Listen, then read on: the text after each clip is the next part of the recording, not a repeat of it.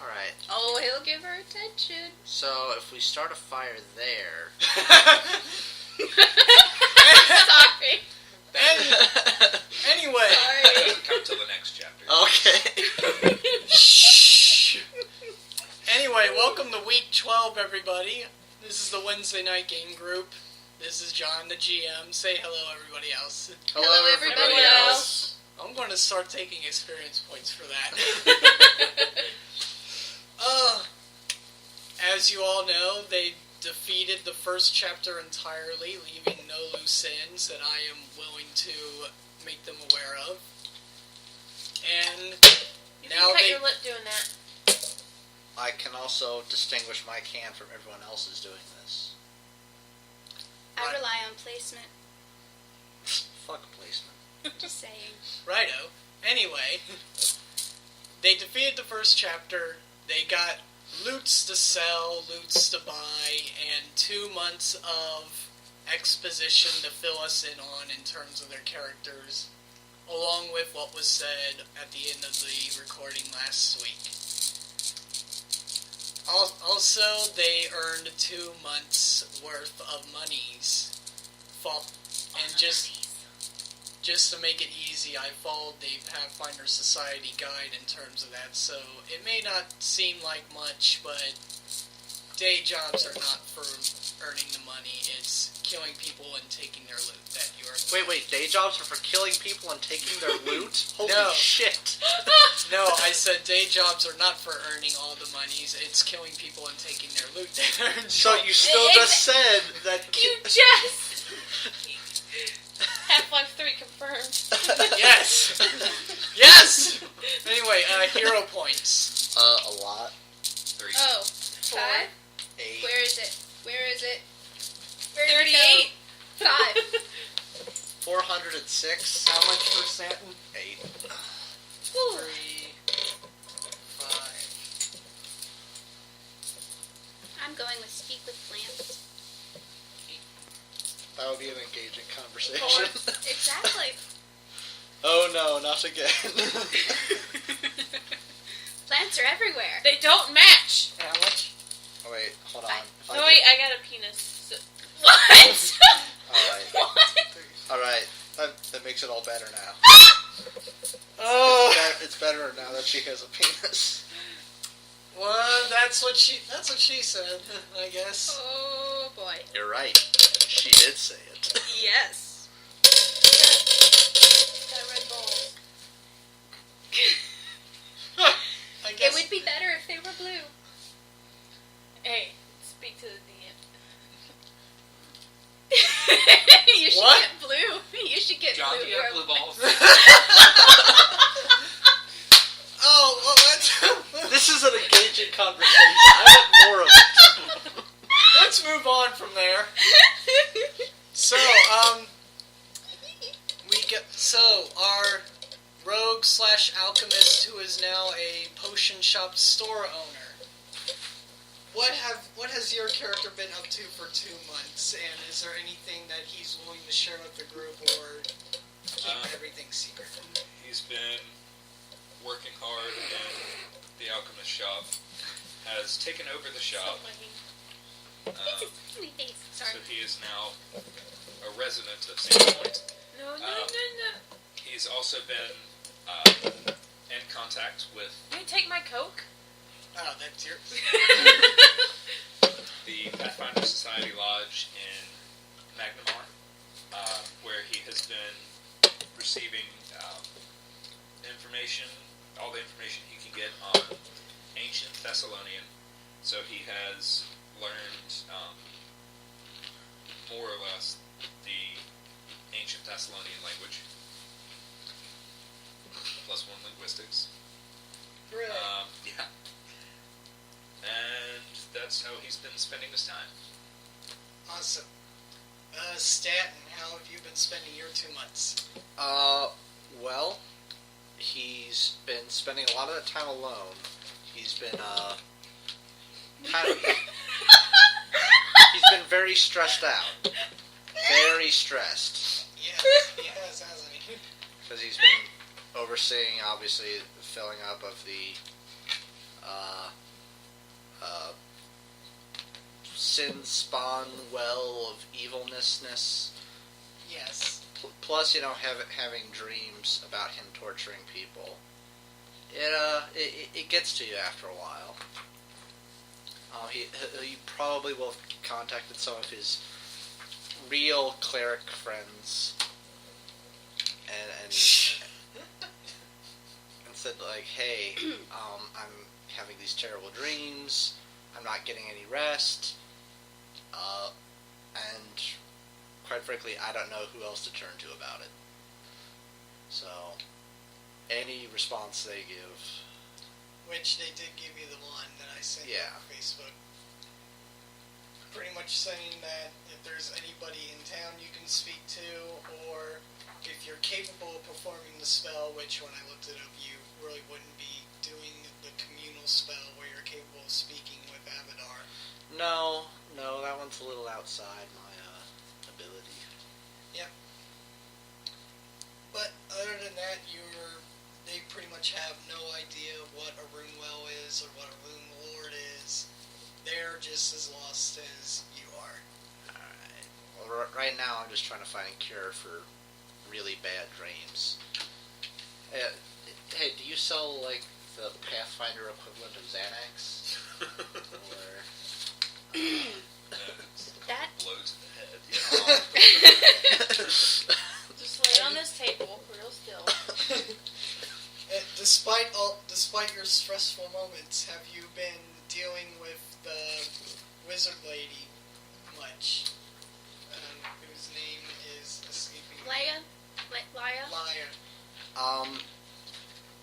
Obviously she's still in custody, so it's more or less like, hey, these are some tasks you can do around the temple. If you need me, I'll be in my office, because it's about showing her, hey, you're awesome. You don't need the Pathfinder Society to verify your awesomeness, but I really can't be around you too much because I'm under a lot of stress and I don't want to snap at people. So that he's also been avoiding everyone else from the player group as well for the same reason. Despite that warning, the more attention you show her, the more being in the same room with you she is. Which is really why I need some Xanax. That only works for like a couple hours, and then you're on your own again. If that's the case, that you've been avoiding us, then you receive a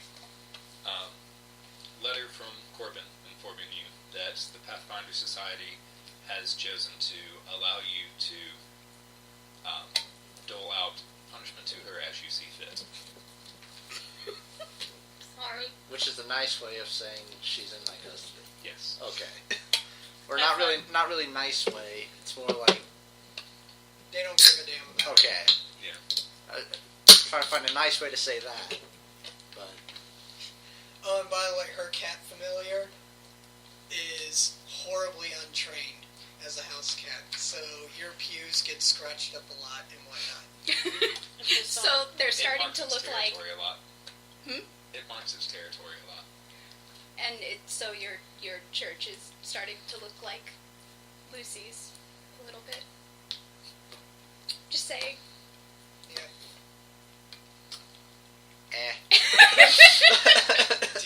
Do you ever take anything out on the cat? No.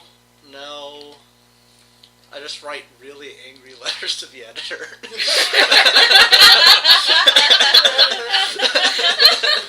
This cat is kicking my ass. Oh, it scratches. Yesterday I saw it scratching up my robe. That's my good robe. It matched the other 12. I really like the Xanax now. Is there, like, anyone... I know that I was the first priest of Abadar to show up in Sandpoint. Has there been, like, anyone else who's taken up, like, a deacon position? Or... Like people who work under you? Yeah. Yeah. Because they're probably... Obviously, when he's adventuring, he can't give out sermons. But in town he's typically expected to, but now it's starting to show more and more that there are some days that he just can't get on the pulpit. There is always somebody there who, in game terms, is effectively 2 levels lower than you. And then any respected families in the church would offer their children to give up their time to be altar boys or whatnot. Alrighty. It's like, here, do something useful instead of sit at home and read those comic books. Yeah. I like those comics. So, yeah, that's going on with you. What has Linka been up to during the 2 months' time? Enjoying. What am I, commander now? You're a sergeant, which means that you do have people who work under you. And enjoying her new position as sergeant. Although she misses being out with the group. So she's been kind of training, hoping that we would get back together to go out again. So, and she's been working hard with that bastard sword to try and master it. Awesome. And if anybody frequents the Rusty Dragon Inn, Amico, even to this day, still offers at least 1 free drink to everybody. And if any of the 3 of you offer him as a friend to the group, she extends it to him as well. Question. Does that apply to Theodora even if Lucy's not there? Unfortunately, yes. Okay. So Theodora every night goes in and has a free drink. Free drinks mean little to a priest who does not imbibe. I'll take his! What has Lucy been up to? And Wolf just trolled us again. What did he say? He sent us a... It's a penis emoticon. A bigger one this time, I see. He took Viagra. Lucy has been doing research into the place of death in the natural world. So if there's any research into that, how that applies, and trying to quell her moral quandaries. She has also been, and I'm not entirely sure how this would work, but she's been trying to either make a shrine or a monument on Thistletop, to kind of turn that into a place of worship for Gaia. How do you go about it? What would Lucy's... Not entirely sure. We're in the money. Yeah. We're in the money. Do you plant a giant oak tree on the surface level or something, or? She was kind of hoping for a little bit of divine inspiration, but maybe like yeah, like a wind, water, earth, an oak tree and something for the water and. Yeah, the inspiration she offers is pretty much, think of a kind of garden you would want to spend all of your time and effort building, and just make sure to use nothing but natural objects. Okay. So it's like, if you have to have an archway there, don't use any metal nails of any kind. She wants the archway to be completely natural made. Okay. So many uses of shape wood and other such. So you now have a giant oak tree sitting on top of Thistletop's encampment, which has stopped any other goblin tribes from taking over the now empty high-rise. Cool. So, anything else that anybody wants to add? Or I think we could just go ahead and jump right into Chapter 2. Oh, Theodora, if no one takes away her stash of precious gems, is starting to create a horde of precious gems somewhere in town. Alrighty then. So you all lose the money from that. Okay. No precious gems or crowns to sell. I wonder where they went. Theodora is doing as any dragon would do and hoard them. And those ever burning candles. Yeah. Yeah.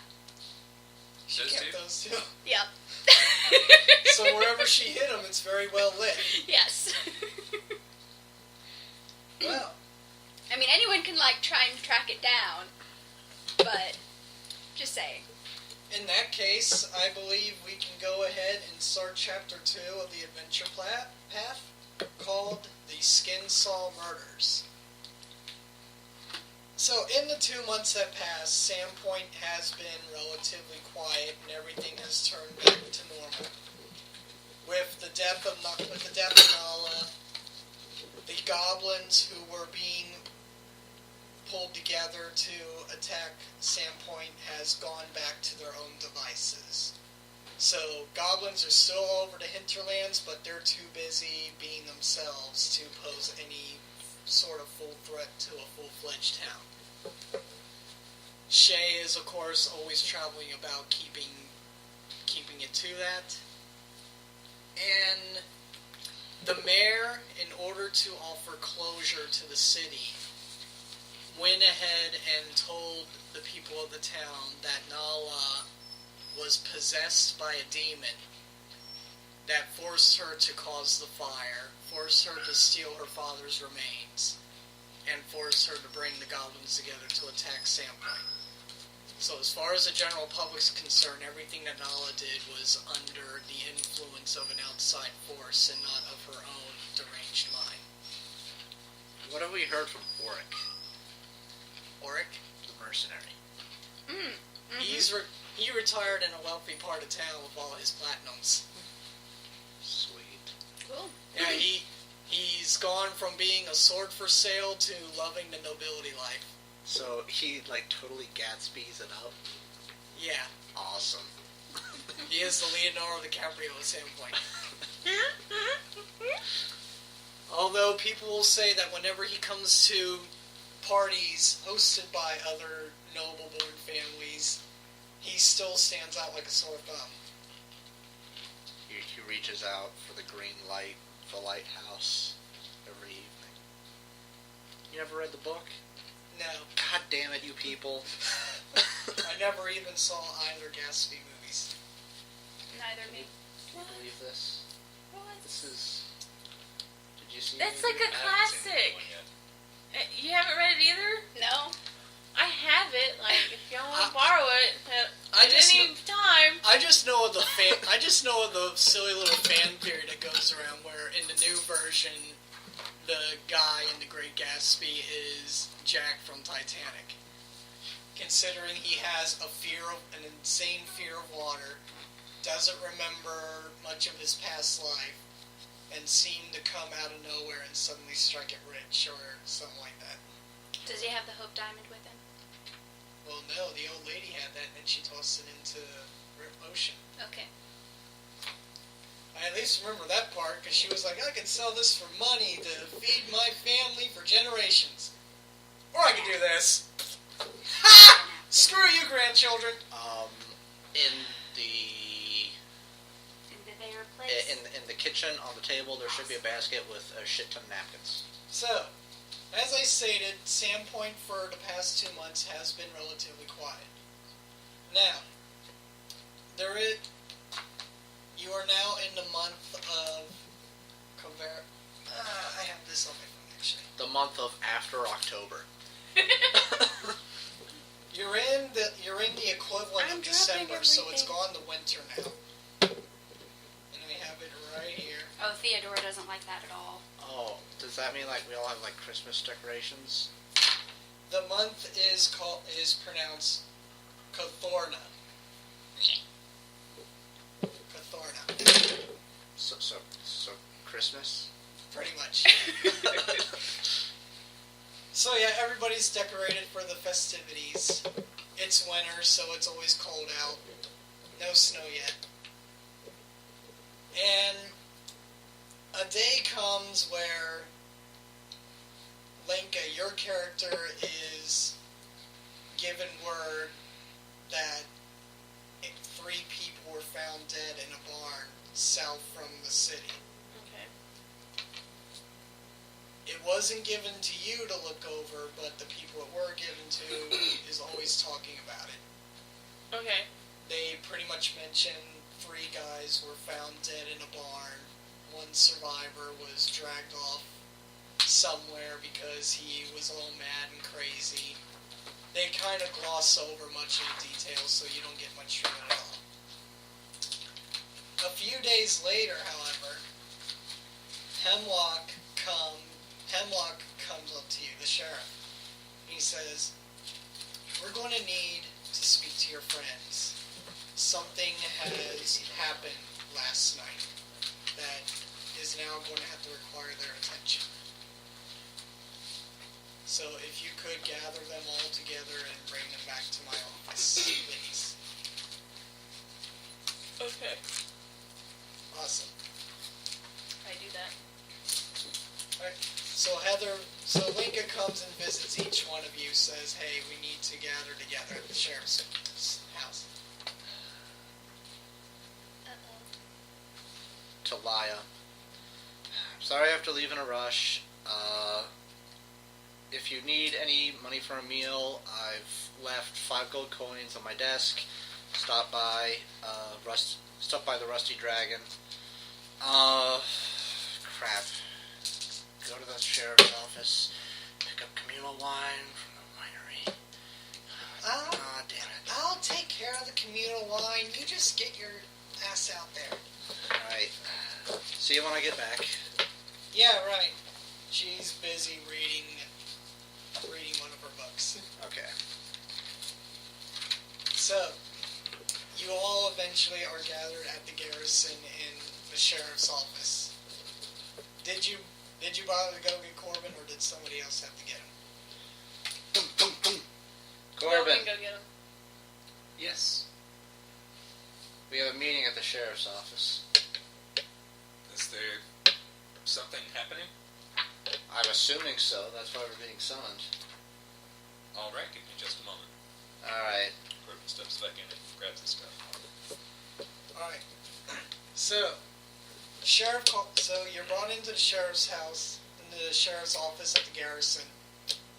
He's pretty much sitting at his desk looking very grim-faced. And when you all come in, he's like, "Shut the door. We're going to need some privacy for this one." Question. Yeah. Is there, is it like stereotypical police station where you have like the coffee and the cups? Yeah. Okay, because Stanton does not like this cold, and so he's got it like at least 2 cups of coffee. Are you drinking it through your helmet? Like in Spaceballs.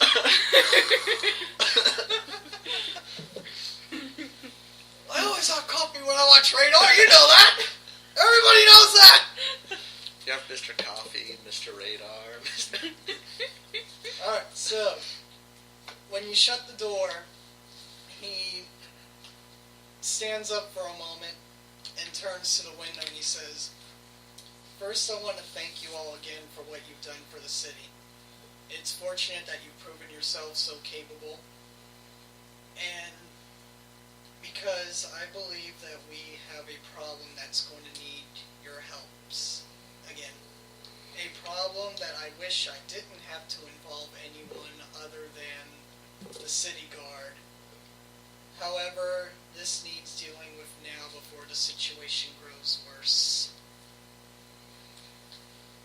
To put it simply, we have a murderer in our midst, one who I fear has only begun his work. Some of you probably remember the late unpleasantness when Chopper was killing people randomly within the city several years ago. And Linka and Lucy, you would remember that. A wood craftsman named Chopper, for whatever reason, went mad and went on a murdering spree, and many people died died before he was finally cornered in an alley and killed. Last night, the murderers struck at the sawmill, and they were 2 victims, and they're in pretty gruesome shape.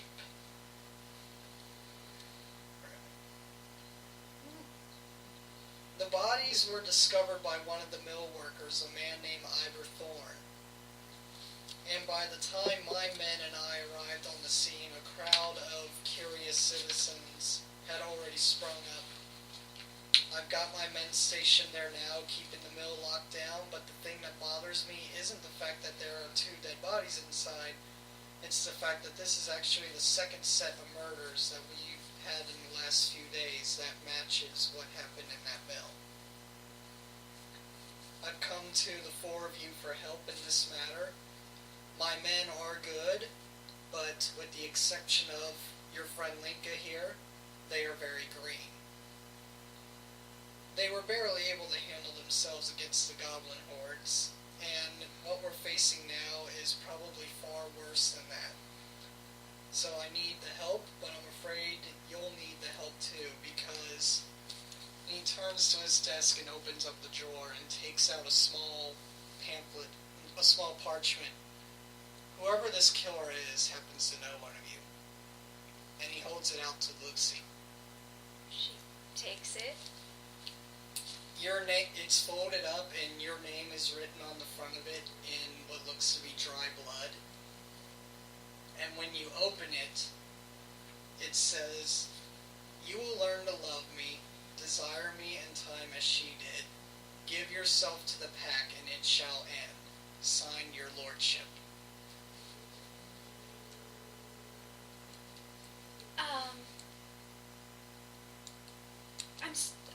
What? I was hoping you'd be able to answer that. No. Maybe they have the wrong Lucy.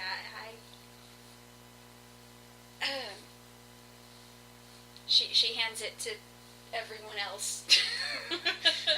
You might find this shocking, but I have never gone by Lucy in my time. My birth certificate says Linka, not Lucy. Corbin takes it and examines it. And this was found. It was found on one of the bodies in the sawmill, stuck to his chest by a splinter of wood. I know this is an odd question, but were any of the bodies eaten from? No. One was very mutilated by the saw blades of the log mill. The other was hung and defaced. Yum. Defaced as in had its face removed, or defaced as in... Well, as you'll see, I do recommend that you all visit the crime scene, but yes, his lower jaw was ripped from his skull. Not cut, but ripped. And his chest had some type of symbol carved into it. Well, perhaps we should go to the crime scene and see if we can find anything. I can help you in any way. We can't do. Now. What? Blues Clues. What? Blues Clues. Oh, You know how great Blue's Clues would be if they had like a murder mystery episode? So, with the exception of Linka, since she's already a sergeant, and you being a magistrate, I'm deputizing both your friend here and Lucy. What about me? You're with Lucy. Attack dogs are officers too. Now I'm not a dog. Now I should also mention that Those craps on the ground explain otherwise. he's just looking between all of you. What, really?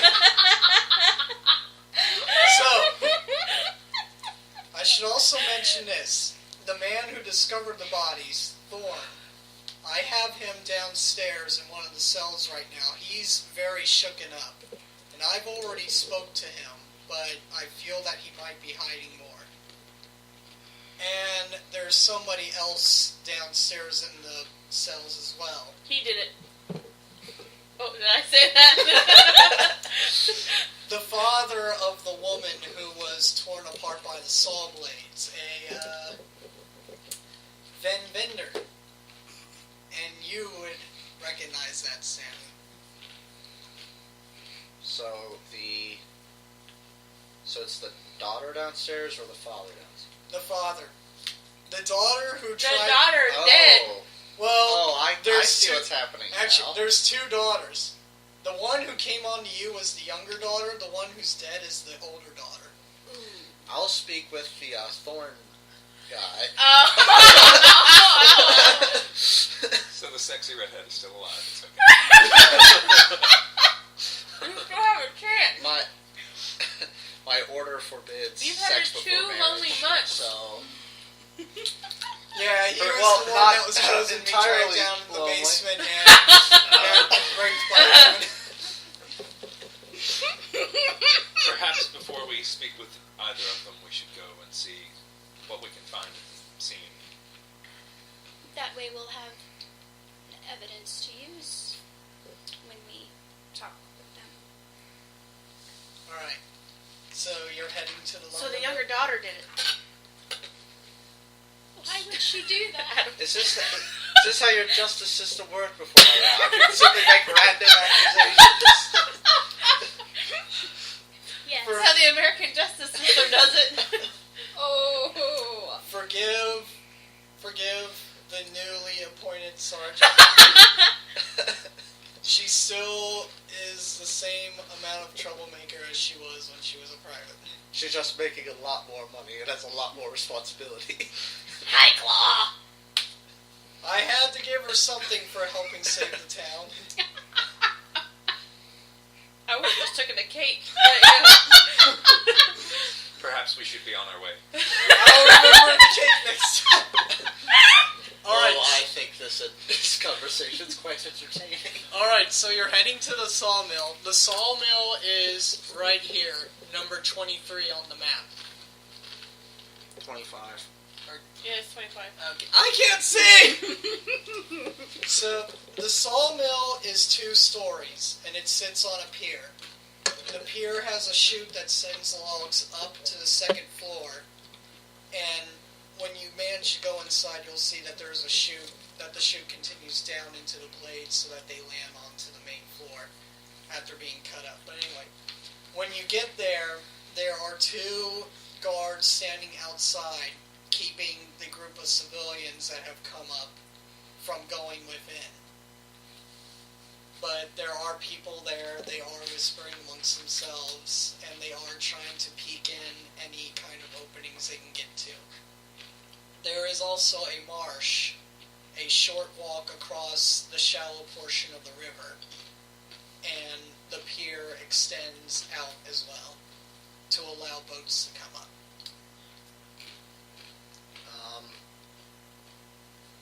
Just with a quick inspection, are there any footprints in the mud surrounding the? Oh, there we go. Are there any footprints in any of the mud surrounding the sawmill? Make survival checks. Survival. Yes, anybody who Oh, hey, I have that. anybody who can make survival, go ahead and make survival. 23. Let's go with his. 16. He'll notice it Yeah. first. Let's see. There are, in fact, muddy footprints that lead from one end of the pier up to the mill itself, and with the survival check being that high, you're able to tell that whoever made the footprints was a barefoot man. A barefoot human man who clambered up from the mud under the pier, crossed over to the mill, and it even continues scaling the wall, going into the chute that leads the logs in. Like he climbed or like he just walked? Well, he climbed, but his feet were the only ones that were muddy. So yeah, I head up to one of the guardsmen. So what's the situation here, sir?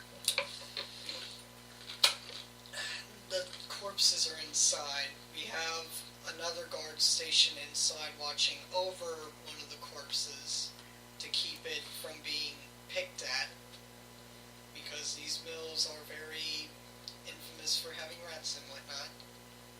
We're just trying to keep these people out, because Hemlock said that any information of this murder does not need to reach general public ears. Have we been able to ID the victims? We have. The woman was clearly. Where is it? Woman who tried to sleep with me. Let's see. The man was Banny Hawker. Banny. He was one of the operators of the sawmill. Thorne, that you all probably know of, was a second operator who found the bodies. The woman was Catherine Vender, the older daughter of Vin. It's widely known that Catherine is one for being... Promiscuous? Yes. And Banny in there was one of the men that she would see. I see, for playing card games. Of course. Right. Oh, and any of you would know that the sawmill always works late into the night, so there would be a whole lot of noise and everything going on inside of there from the blades. So no one from the surrounding neighborhood would have heard anything suspicious over the natural sounds of the sawmill. Yeah, they only hear the sound of logs being chopped up. Right.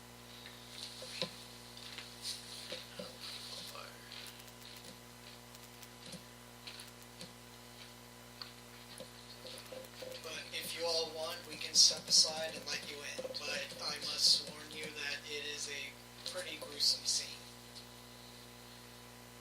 Well, we have to face it eventually. Alright, so he You may want to stay here.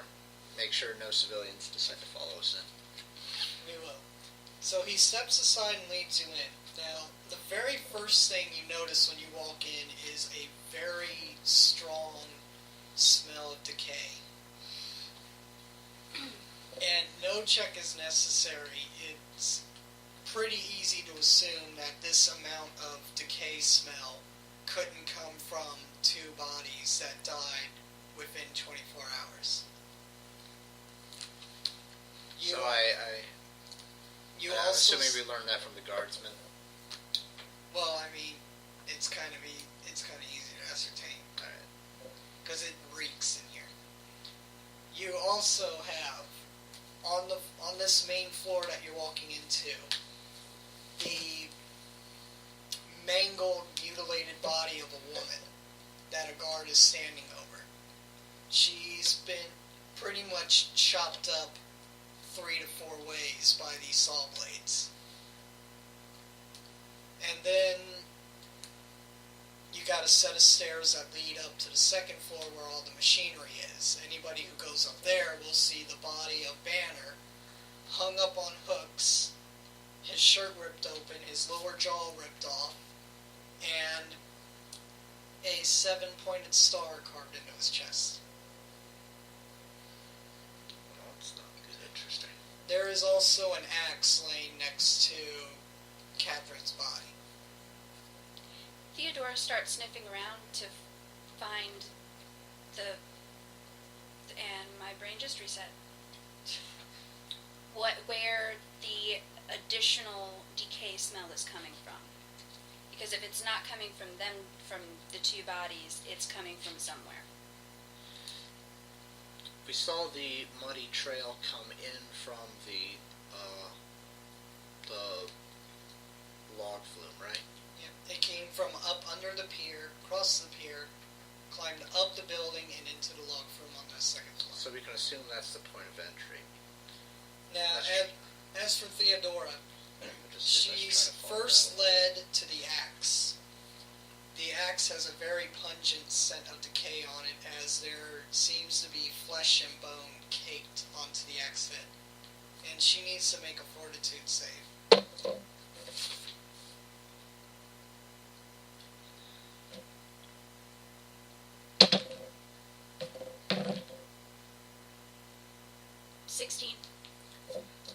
So she doesn't get sick by it.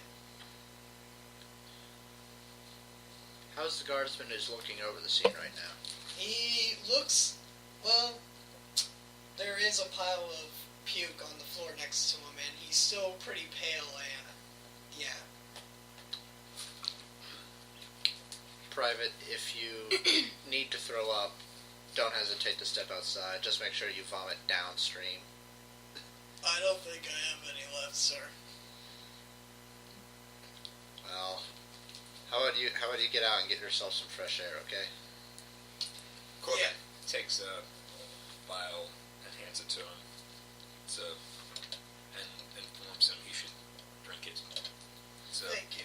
potion to remove sickness. Thank you. So, that's I all. would have taken it for this. So yeah, all Theodora is able to tell from the axe head is whoever was struck by it left bits of flesh and bone on it and a very rotten stench. Corbin examines it after plugging his nose. Does Corbin happen to have knowledge religion? No. I have knowledge religion. Do you let him in on it?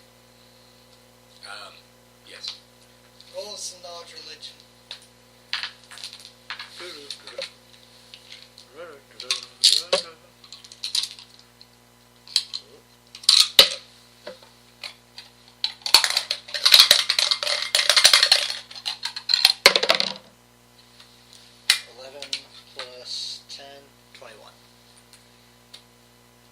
You're able to determine that whatever this axe head struck was some form of corporal undead creature. So, hit like a zombie. Anything that could be undead and fleshy, it hit. Something as mindless as a zombie wouldn't have been able to commit the act up some stairs.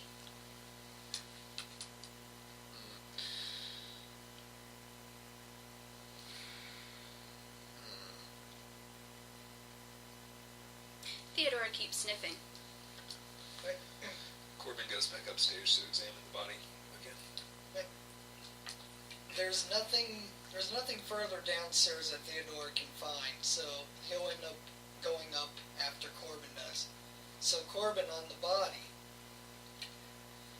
So yeah, the poor man has been affixed to the wall by several hooks.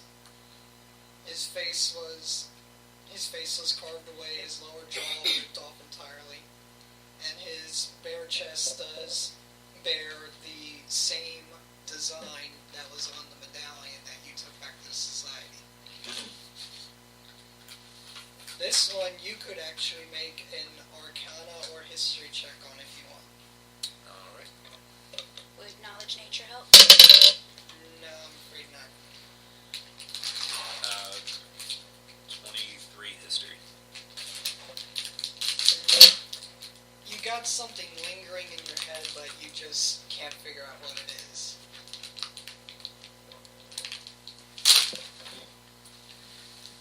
Okay.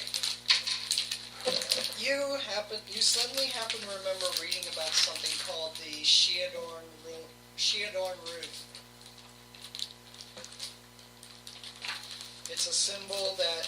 It's a glyph that symbolizes arcane magic that was once practiced in ancient Babylonia. Alright. My legs would be tickled. Oh, that makes sense since he's been studying. And so that was good.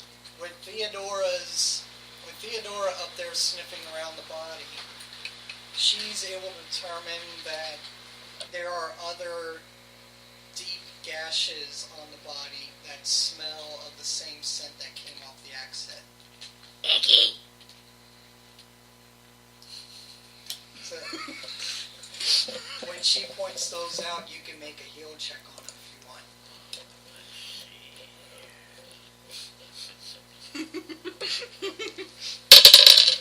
Uh, 9. Should we double tap? 9 gives you the thing. DC was a 15.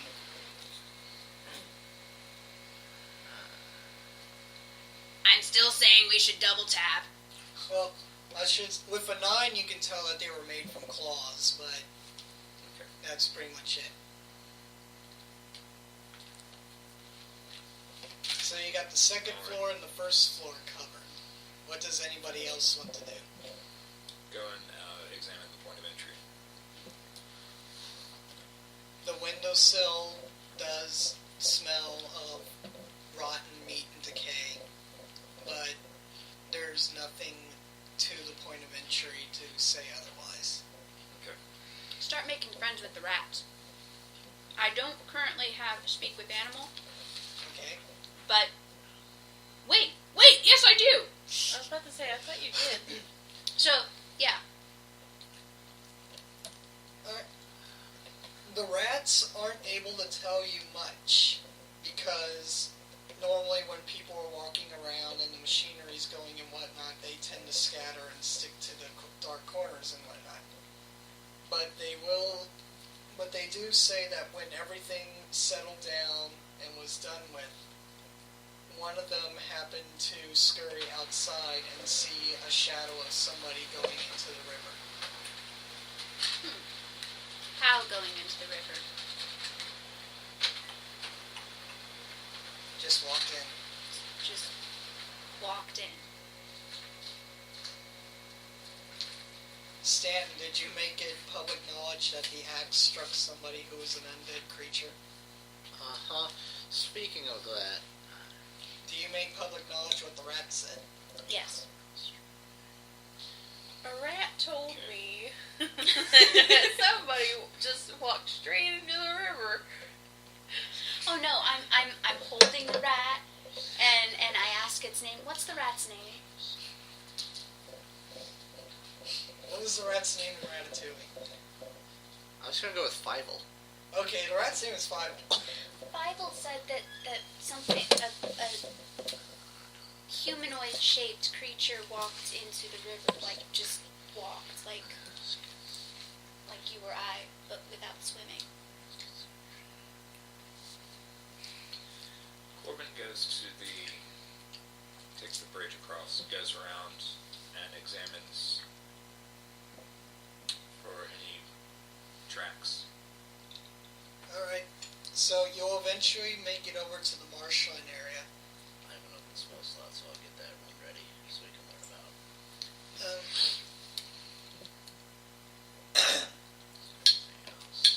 First of all, make a perception check as you're looking around. Okay. Excuse me, sorry about that.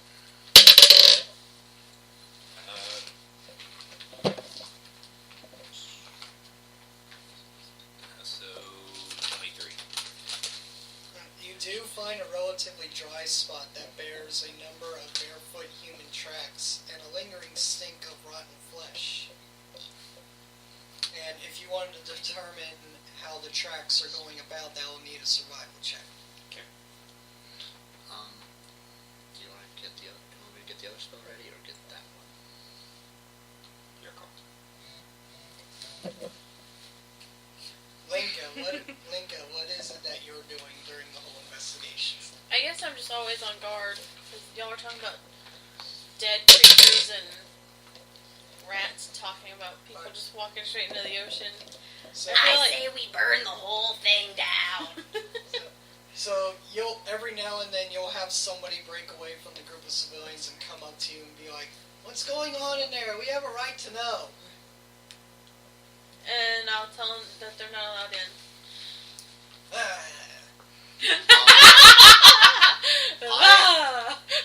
It's like a Meyer customer. I prepare the spell Blood Biography. Alright, 1 second. What was your check? 13. Huh? 13. I can check. The tracks lead from and into the river, and you're able to ascertain that this whole spot offered a perfect viewpoint to the mill, Okay. as well as inside the chute window. So it was under observation prior to. Yes. Then you got tracks that go into the river, and then tracks that come out and leading away. What does Blood Chronicle do? Blood biography. Blood biography. Reading about it off of PC Gen. It says effect: learn about a creature with its blood. And I'm using the blood stain on the head of the axe to learn more about that being. Alrighty then.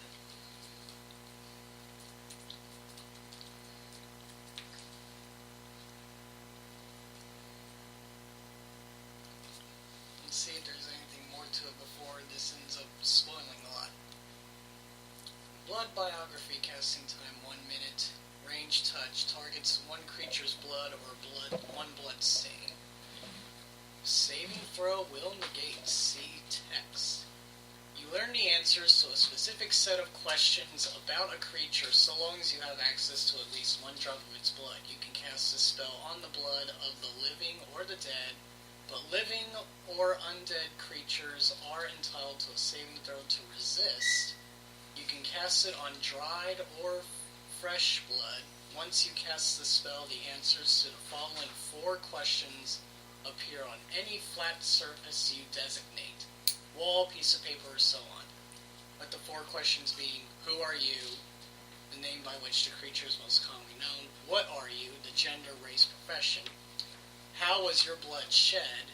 And when was your blood shed? So, Did I just spoil the entire campaign with one spell? I mean, that could be a chapter ruiner. Yeah. I mean, it certainly could. What's the will DC for that 3rd level spell? 15. What book does Wait that a come minute. out of?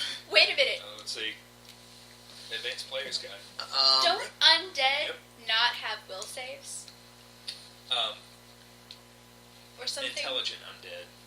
Okay. Okay. Advanced. You know what's funny about that? This Rise of the Runelords book was built encompassing the core, advanced, and first 3 bestiaries. So it's kind of funny that such a chapter ruining spell could. Okay, so I need to get to my guy, and let's hope he makes the cut. Hey, what did you say he has to beat? He has to beat a 15. Or make it.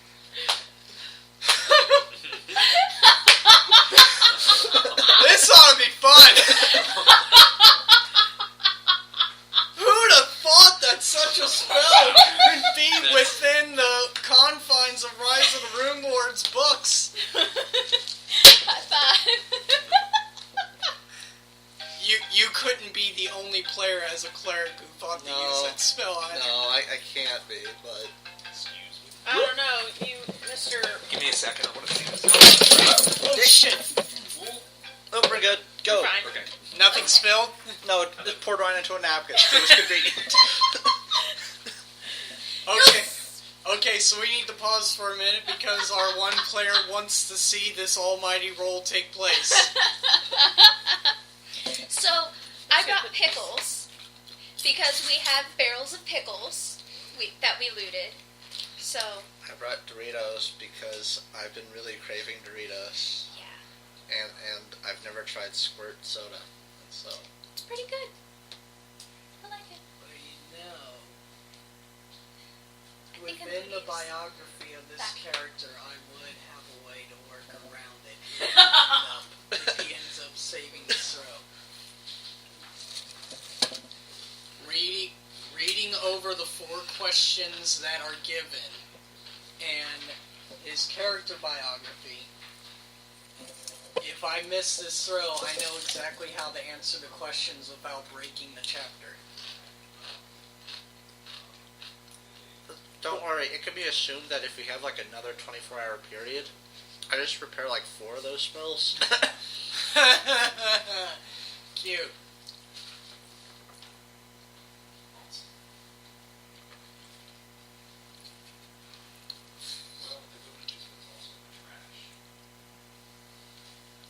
Oh, so, Lenka, you are still being harassed by citizens outside demanding to know what's going on.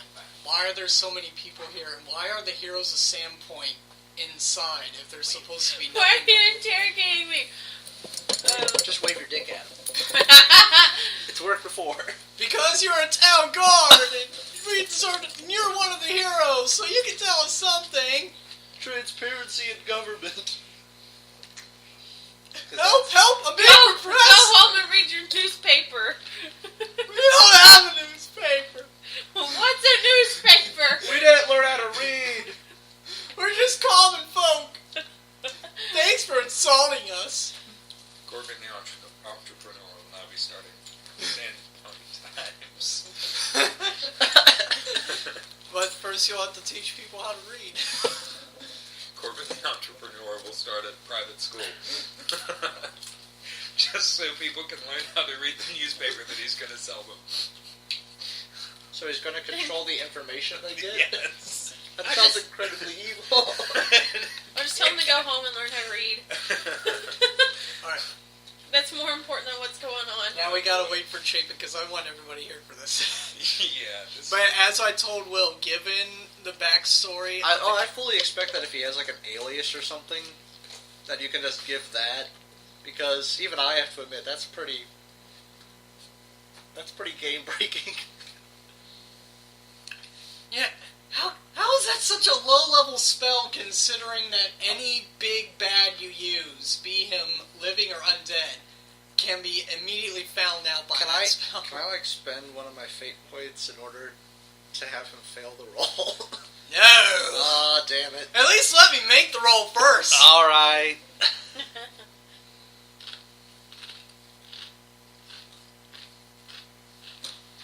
As I said, the roll to Will, given the character's backstory and all that, even if I do fail the roll, there are ways around figuring out who he truly It fell is. like right onto the napkin. It was a perfect spill. I'm not sure how that happened. We're still amazed at how the can of squirt Just managed fell to... right onto the napkin. I still can't believe somebody decided to call their soda squirt. Because it's a grapefruit soda. It was Grapefruit made in the squirt. 1930s where no one had a Okay. direct line. What do I have to beat? 15. 15. 17 on the die. Fuck me. That would have been hilarious. John's not you, Will. 15 on the die. Alright, here it is, folks. The cleric is now spending his fuku amount of hero points. Going by that Star Wars comic that I shared before, do I want to keep rolling this dice?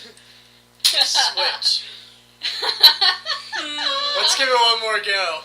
Oh, man. 11. He makes it. Really? Really, Will? Hey, it's either this or we have to wait another session for him to get like 4 of these spells up so we can do this. You seriously want this to succeed? I do want this to succeed. Alright, fine. Point to something for the messages to appear. Yeah, the wall, a piece of paper, anything that's a flat surface. Piece of paper. Alright, so the question appears. Who are you? The answer that appears is your lordship. What are you? The answers that appear. Male, Ghast. And you'll have to do a knowledge religion to know what a Ghast is. How was your blood shed? Brief outline of events o'clock. attacked me before I pushed her into the saw blades. When was your blood shed? It gives the time of during the middle of the night. So past midnight before sunrise.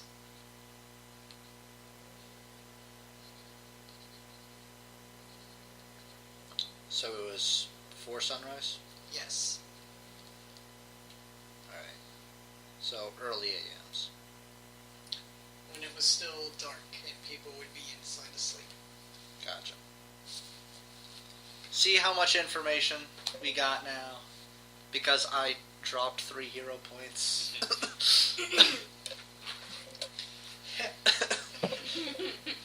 Right on! I knew there were ways to work around that spell without being game breaking. Now I just have to wait until tomorrow and I can prepare, speak with corpses. With his jaw being completely missing, he is incapable of talk. Her face still works. She was chopped into 3 pieces by saw blades. She was chopped up into logs that you could immediately throw into a fireplace. Barely recognizable as a human being. You grant the semblance of life to a corpse, allowing it to answer questions. I'll be its lungs. So if you try to ground into the guy with his jaw missing, you just get... It's like Britney Spears in the South Park episode. Good episode. That episode makes me really sad, actually, but... It was so funny. I'm trying to say... She had the top of her head blown off, so it was just a tongue and lower jaw. Oh my. But at the end of the episode, she gets, all emotional and sad, and it's like... You're feeling sad for half of a head.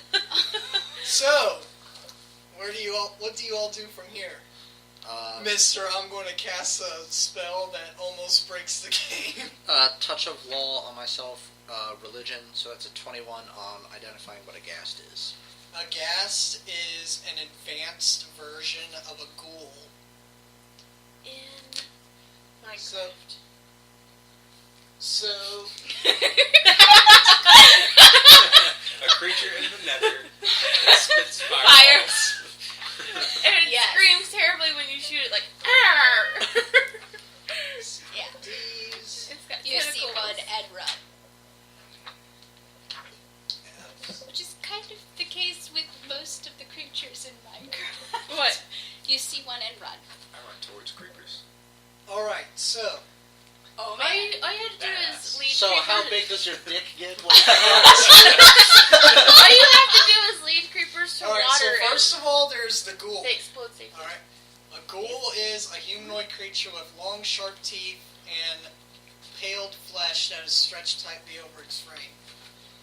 A normal ghoul is still an intelligent undead, and if it bites or scratches you, you end up becoming one within a day or two. Double tap! A ghast, on the other hand, is an advanced version of a ghoul. A ghast is pretty much a version of a ghoul who still retains memory of what he once was. His ghoul fever ability is stronger to resist. And he's capable of leading packs of ghouls.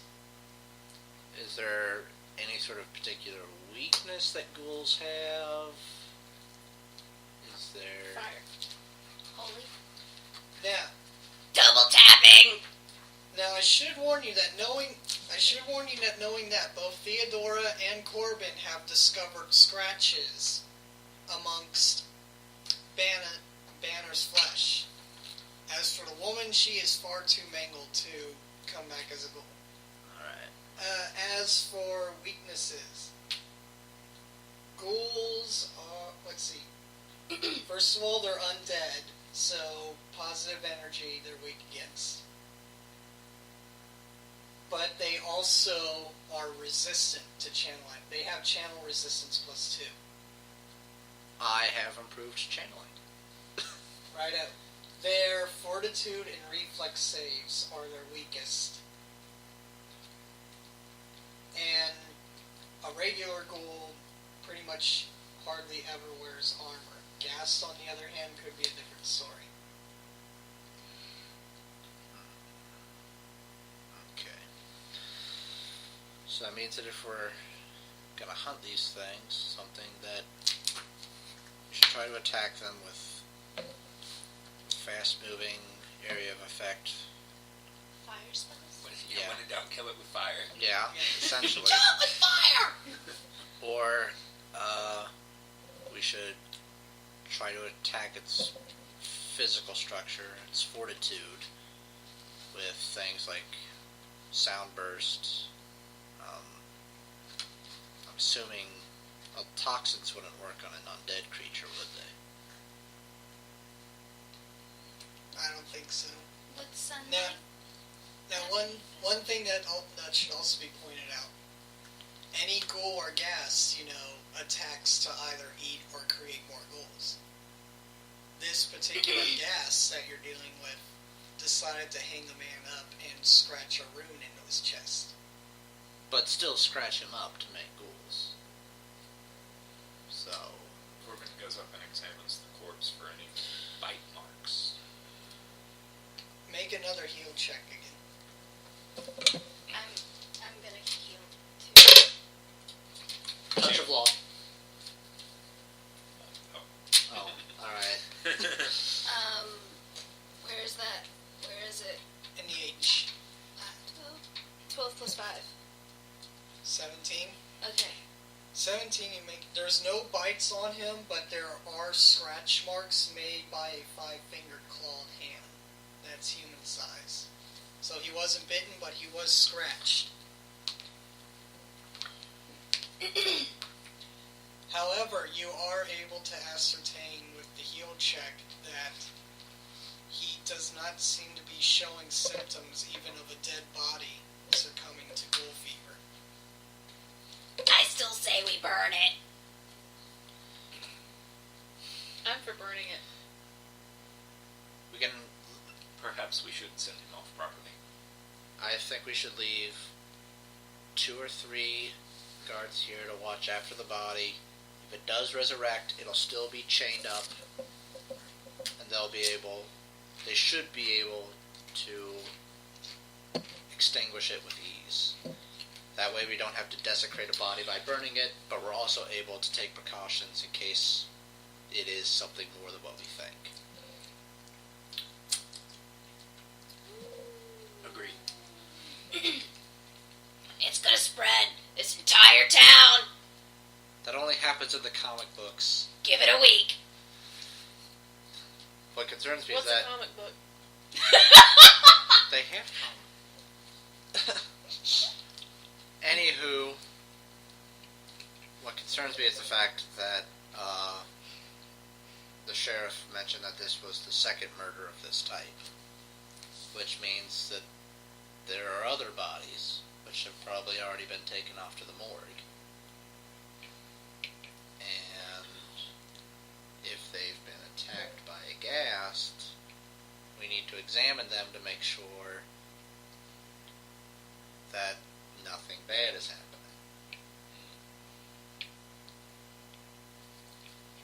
So, Off we go to examine more bodies then. so remembering your leads, there are the other 3 bodies that may have been brought back. There's still the other mill worker who is in shock in the prison cells. And Corbin finally managed to give a name to this 7-pointed star that you've all seen sparingly within the first chapter and just now. So where do you all wish to go first? I'm assuming the morgue is also inside the police station, In the basement level.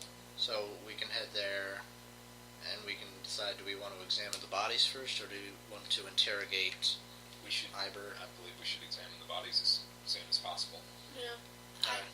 I think it would be best to make sure the live individual who is still alive is not being turned currently or receives treatment.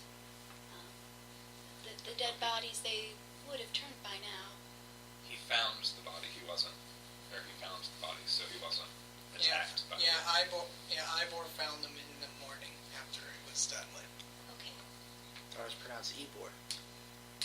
No, it's pronounced Ivor. We're wrong then, weren't they? And the sheriff did say that there was a survivor of the very first attack that was sent to the sanitarium. But the sanitarium is outside of town. Well, let's check these two bodies first. Yeah. Alright, so do any of you give any last minute orders to the guards stationed around the mill? If it starts moving, kill it with fire. I tell one of the two guards outside that they should go and send for at least 2 other men to watch over the body upstairs, because if it starts to turn, someone needs to be there to put it down. Turn? We suspect that there may have been some sort of supernatural assailant. Oh, great. That's just what this town needs. Obviously, this is a matter of the highest discretion. Yeah, of course. He looks over to Linka, since she's the commanding officer. How do you put up with this kind of stuff? Meh. I believe the answer...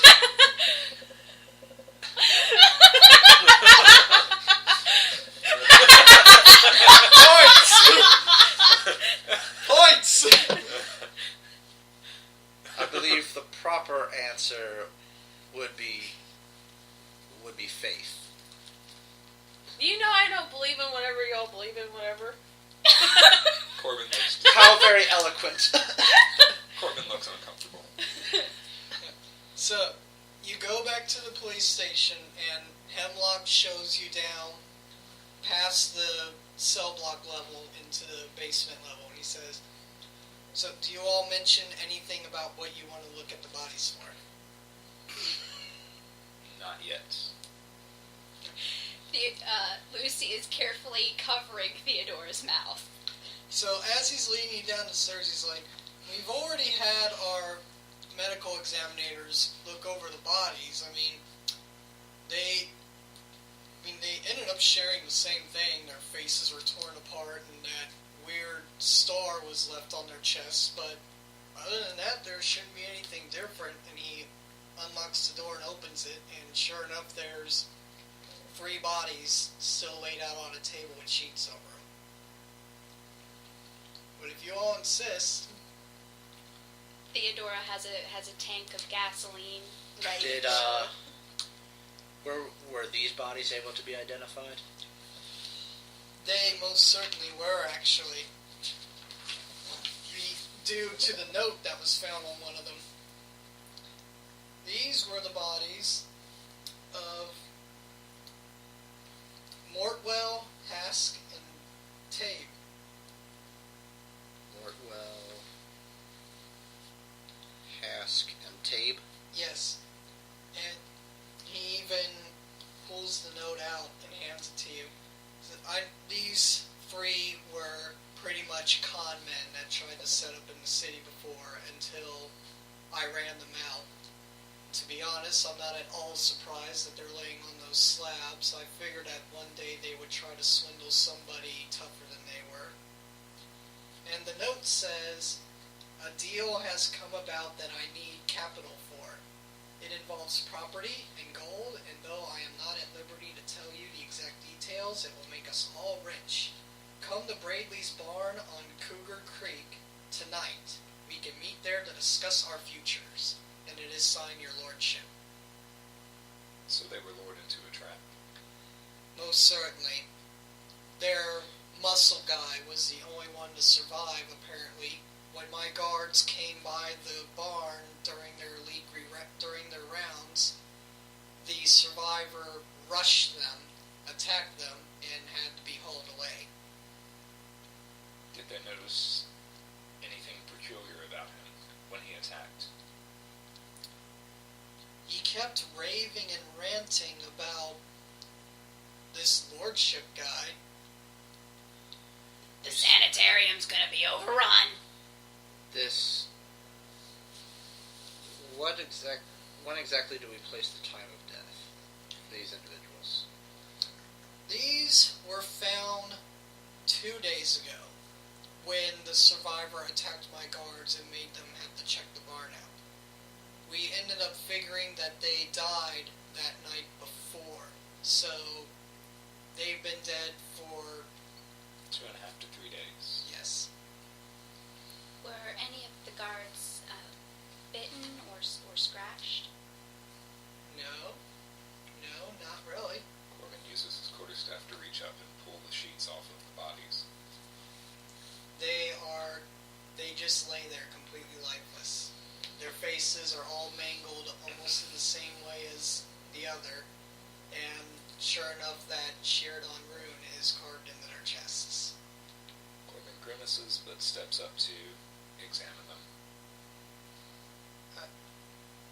You're pretty much able to determine that they suffered the same fate as the other guy. They were attacked, they were scratched up by Five-Finger Claw, eventually killed in various fashions, and had the rune carved in them. 27 heal. Same thing. They are not suffering from ghoul fever at all. Good.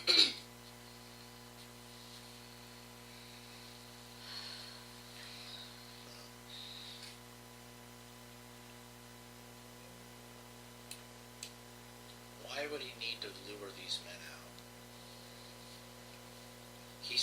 The second murder happened when he snuck right into the town, right onto the town proper, and murdered 2 people in mid-coitus in a sawmill. Why would he need to lure people out to a barn? Why these men in particular? Well, these men were already leaving the city before they were killed.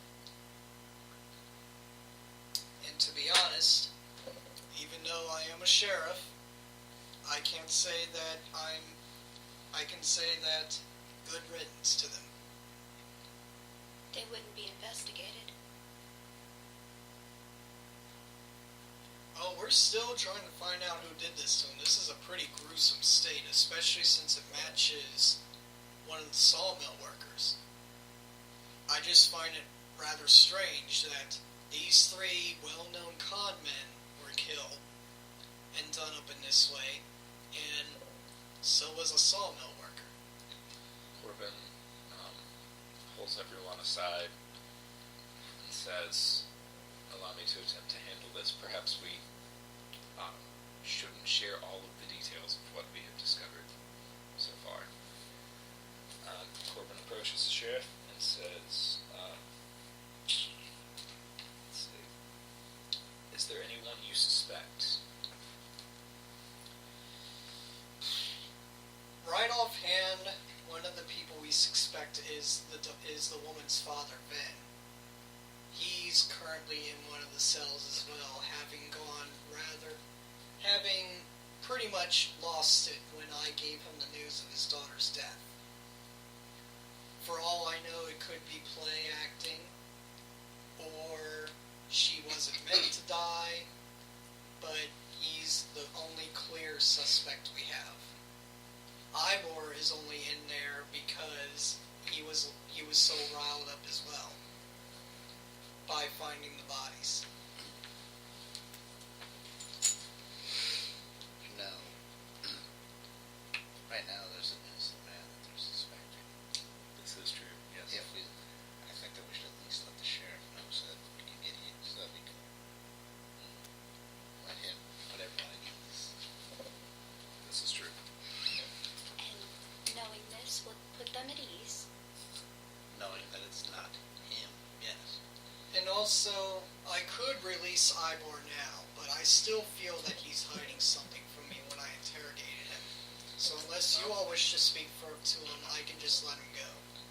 Perhaps we should speak with him just to see if there's anything he knows. However, we do have reason to believe that it would not have been Ben. In what way?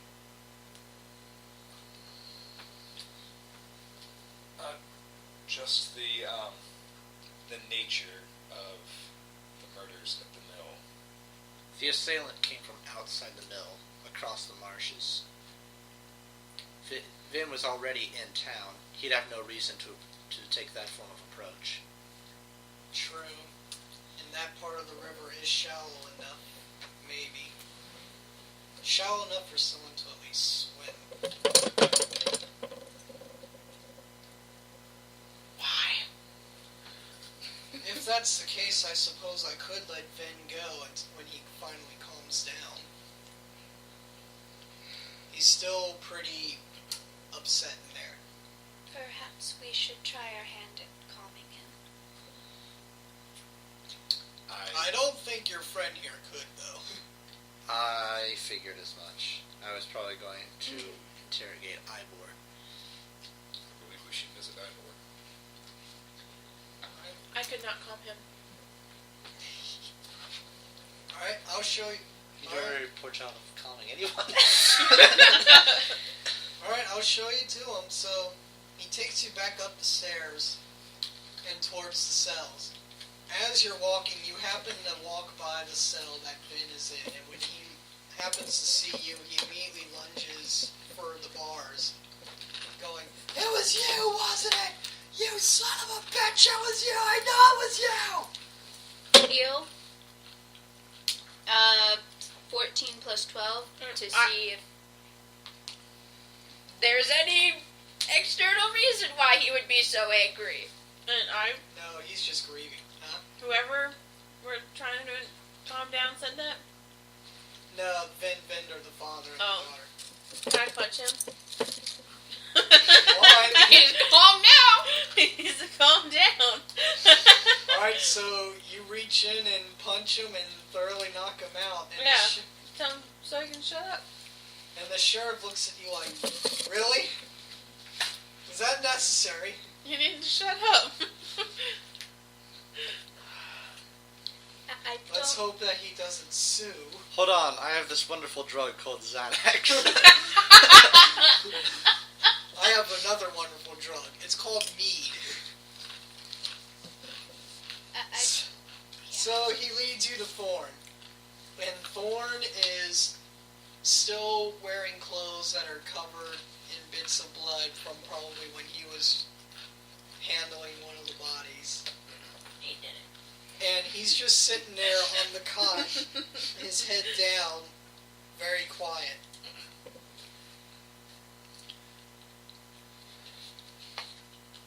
Ivor? Looks over and says, "I already told the sheriff everything." I understand that you found the bodies this morning. "Oh yeah, I found them." That must have been... Quick. Sorry. Quick aside to the sheriff. Is it possible to have a guardsman run out to the sawmill to get the roster for that day? Yeah, To see when Ivor was supposed to come in? alright. So then he sends someone out there. It's gonna take a while, so. Okay.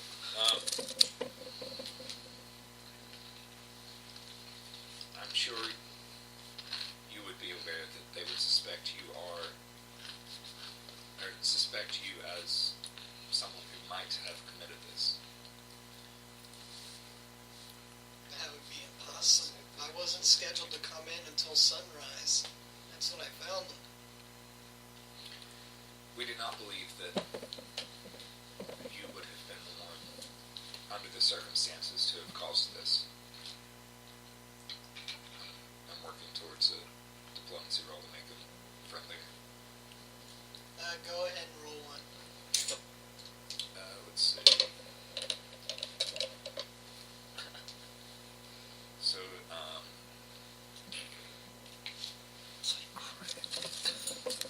since I don't know where he's at, that's what I have to make. Alright. Make 19 to improve. You get him up to friendly. Okay. So when you tell him all that, he lets out a sigh and he says, Look, I've always known that Catherine would show up there after midnight to be with the guy, because, truth be told, running that mill is not that hard of a job. You just get the blades running, the chute running, and it all just works itself. If anything, you just gotta make sure nothing gets jammed up. Now, I will admit that my former friend may have been cooking the books for some time, but I took no part in it whatsoever. None. Because the people who own that mill are the kind of people that will send you through it if they find out you're stealing from them. Who owns the mill? The Scantney's family. Or Scarnati family. I hate these names sometimes. One of the noble families here in town. They got a real reputation for being ruthless. One time they burned a competing grain mill just to corner the market. But don't tell them you know that. Naturally. Maybe the poor guy just got what was coming to him. Nobody ever said that the guy was smart.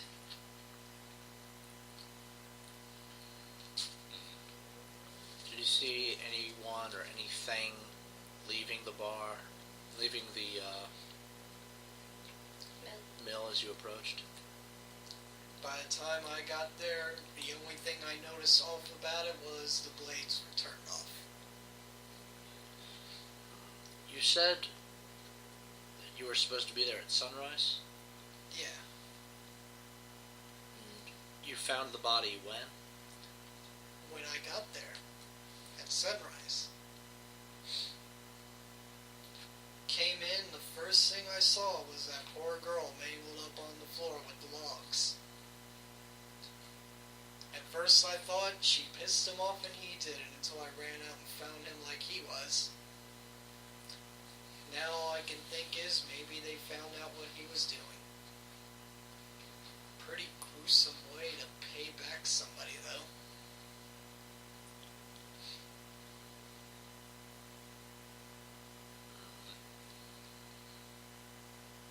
Well, we have nothing yet that could prove the guilt of the Scarnati family. Though, naturally now, knowing what you've told us, we would have a motive. Oh, don't tell them I told you anything. Of course not. Can I go now? Kind of want to go to Rusty Dragon and crawl into an ale bottle. If you are comfortable. And about as comfortable as I can be. Understood. So the sheriff comes over and unlocks the gate. And he walks past, as he's walking past, he's like, word of caution. If you go towards Titus and the family, don't piss them off. They wouldn't care if you're the heroes of Sandpoint. And we don't care if the robber baron's running the mill. I can burn granaries too. So he heads Perhaps up the later. stairs to leave. So how do we wake up, what's his name? Vin. Vin Vinegar? Van Vinder. Yeah, let's go with that one. Vinder. There we go. Well, you could try smelling salts. Which I have. So, Well, there you go. so Corbin hands them to Linka.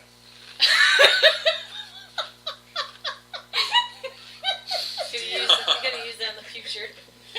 do you wake Ben with them? Alright, so when he wakes up and sees... You passed out, man! Oh my god! You punched me, you dumb bitch! No! I swear you just passed out. Are you present in any way, shape, or form, Satin?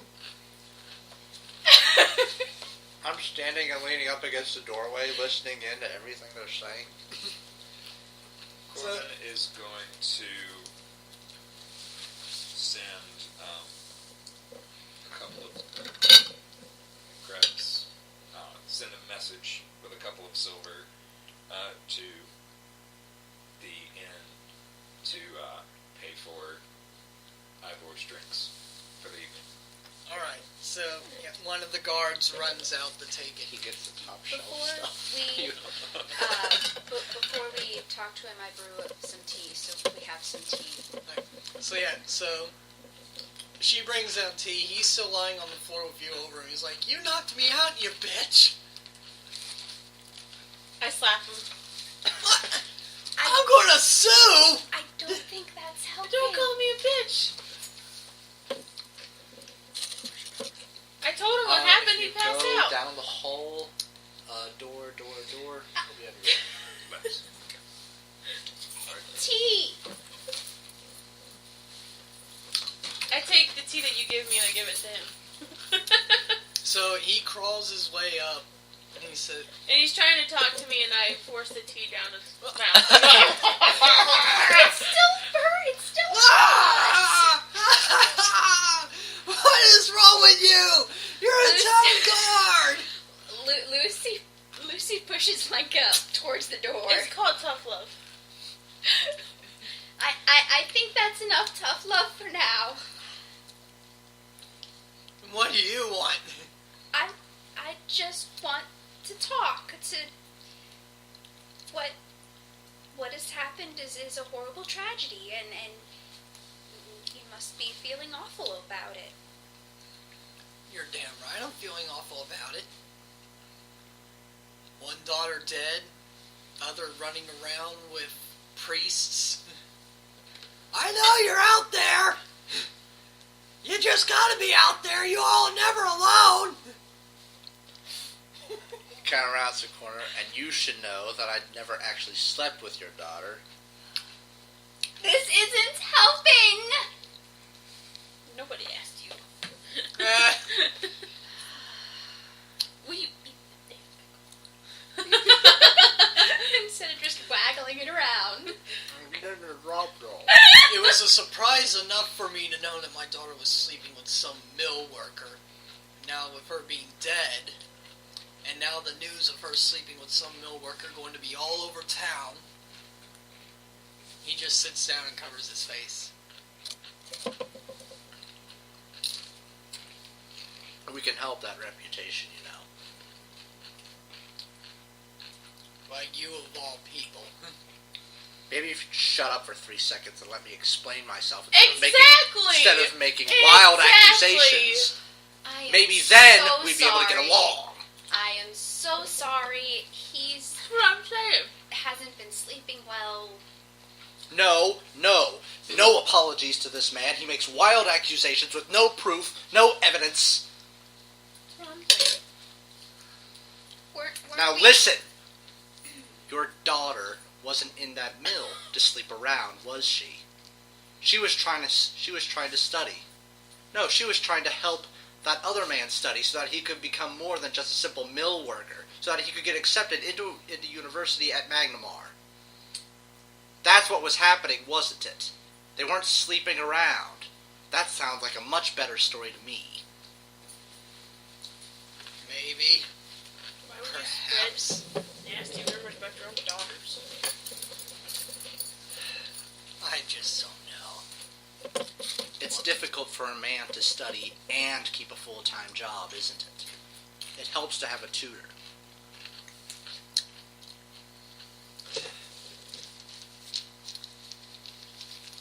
I guess that may have been what was happening. Sounds pretty convincing to me. Tell me one thing. Do you all have any idea how it could have happened? We're looking into that right now. find her killer. And I'll reward you with anything necessary. If it's any consolation, it should help you to know that she managed to strike the assailant before he was able to take both of them. I guess maybe that does help. So the sheriff comes up to the door and says, "You think he's okay to let go?" That's fine, as can be expected. So he opens the door and lets Vin out with his belongings. By the way, Sheriff, Yeah. we found no evidence to support that they were actually sleeping together. If anything, we believe that she was helping him study. Sure. We can let the townsfolk know that. Thank you. By the way, while you all were down here, some scholar arrived upstairs, demanding to see you all. He's somebody that moved into town just recently and shacked up at the old light. The old light being this thing all the way up here, some type of massive building-looking thing. Knowledge local. Sure. 14. Everybody in town just knows that whatever it was here long before the town was built around it. And to the naked eye, it looks like some type of ancient lighthouse. That's why they call it the Old Light. But yeah, some scholar's upstairs and he wants to speak to you all. Says he might have information that could prove useful. Perhaps we should see him.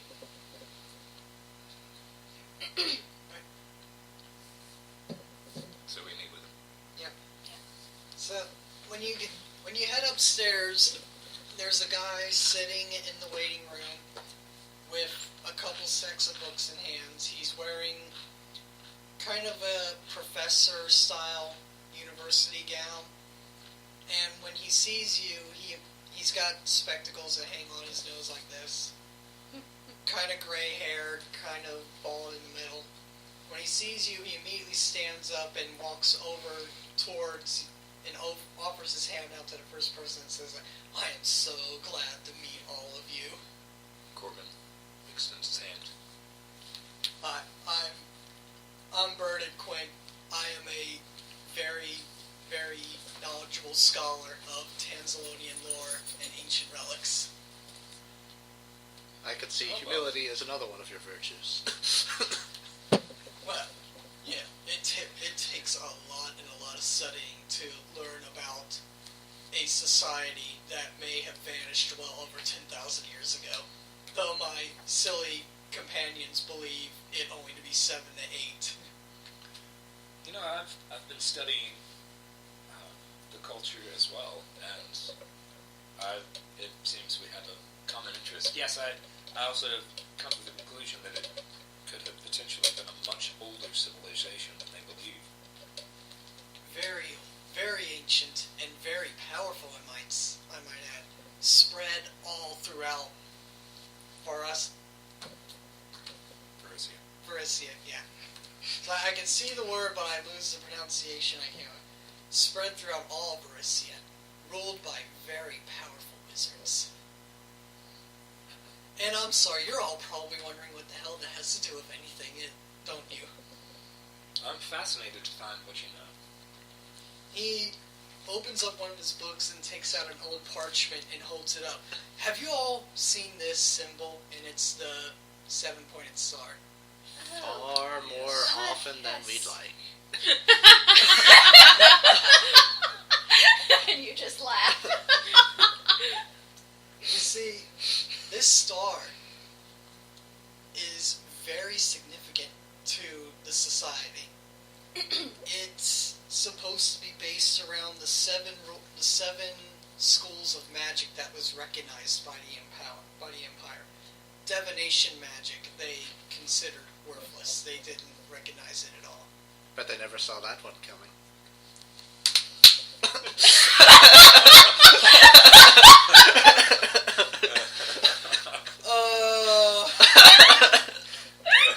You're telling me that in a group of scholars who exclusively study this, no one's made that joke? No, I can't.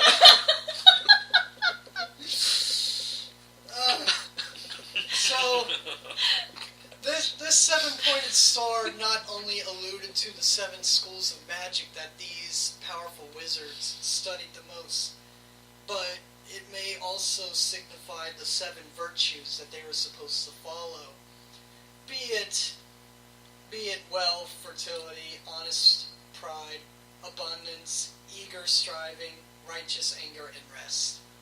But anybody who's studied the lore as much as I and my fellow have know that these wizards were far from virtuous, especially towards the end of the civilization. Aren't those the seven deadly sins? What are the seven deadly sins? Oh, no. Those were the virtues. Now, towards the end of the civilization, they ended up corrupting it towards greed, lust, pride, gluttony, envy, wrath, and sloth. And I believe that this symbol stood for the Empire itself. And I also have reason to believe that it's been showing up on a few bodies. Just a few. Just one or two, maybe. I see. We're not at liberty to discuss all the details of our investigation. Lucy smiles and nods.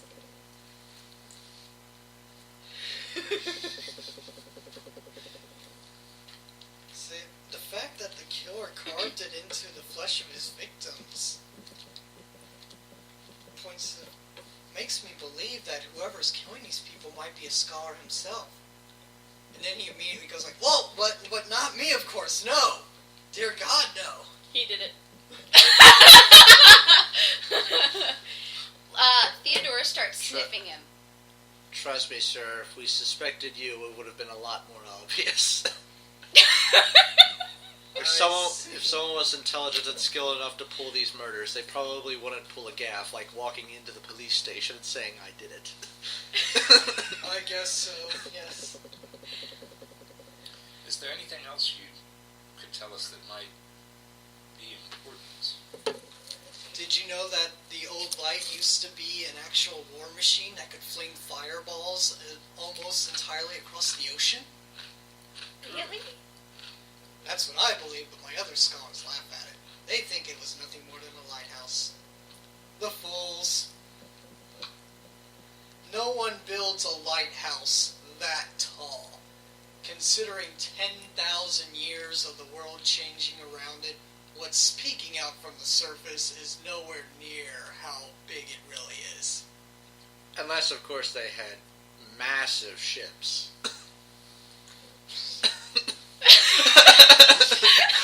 Was that an innuendo? Massive ships. No, like super freighters. Oh, okay. Yeah. Or They were extremely powerful wizards, so I wouldn't put them past them to have the ability to create such things. What about starships? That might be pushing it. You're a heretic and need to be burned at the torch! What? Stars? You mean those things in the heavens? angels? Yeah. I know what you're saying. I don't believe in But things in the heavens. But yes, my initial point is, the person who's killing these people may be a scholar, because nobody would go around carving this symbol into dead bodies without knowing what it is, or else it'd just be some random guy carving a random star into people. But it is specifically this symbol, is it not? And if any of you saw the medallion picture he posted on Facebook, that's what the symbol is.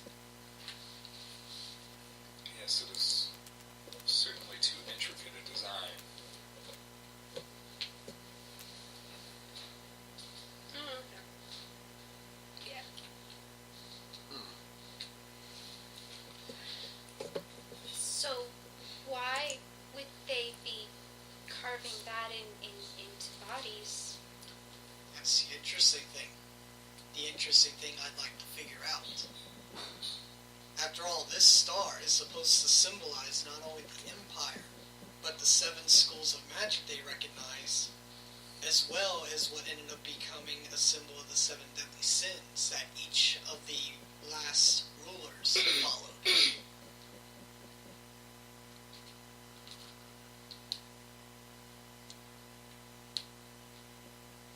Do any of you have any ideas? Have you discovered anything yet? I have been studying ancient Thassalon for the last couple of months, but I'm sure since you've made it your life's work that I would know nothing that would interest you. The only things that I do not know that I would love to know are names. Names and places. Unfortunately, my knowledge stops pretty much with what I've already told you. That and the monuments that have been left behind scattered all throughout our country. The sheer fact that they have not been met with erosion or any sort of damage through time and weather just tells you that the wizards who made them were extremely powerful than any wizard of today. What do you know of Thistletop? It is my belief that it may have been once a stone golem used by one of the wizards that has long since been laid dormant. Whether he could be reactivated or not, I do not know.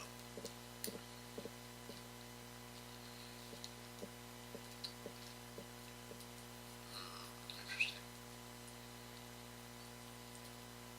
Do you know of these things called rune wells?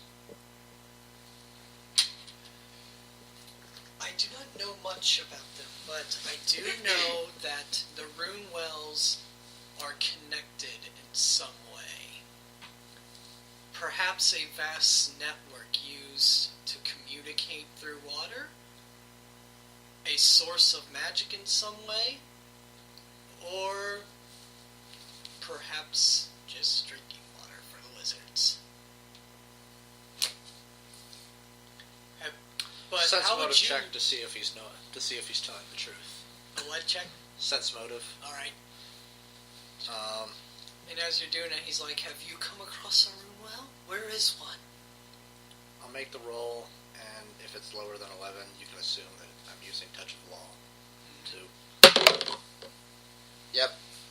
So touch of law gives you what? It's taking an 11.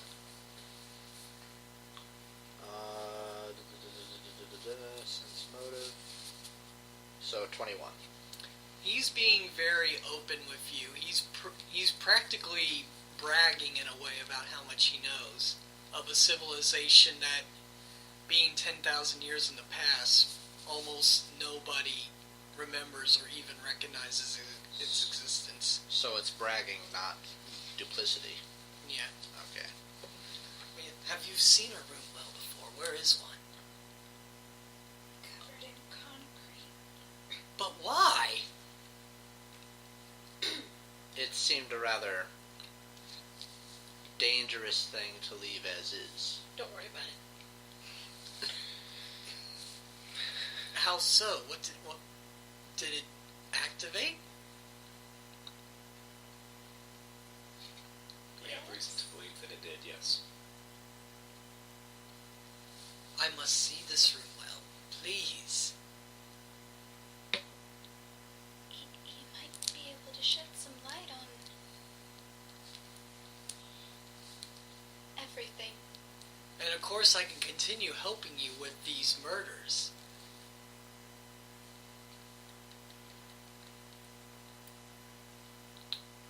No, this is true. You might be able to tell us something more about it.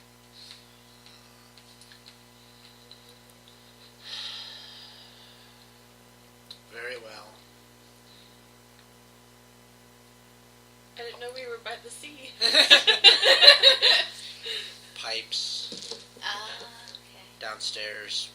One of the, not one of, the only toilet downstairs, when it's flushed, makes that lovely high-pitched whining sound. Tell me, speaking of the 7 deadly sins, the people who were murdered, Was there anything about them?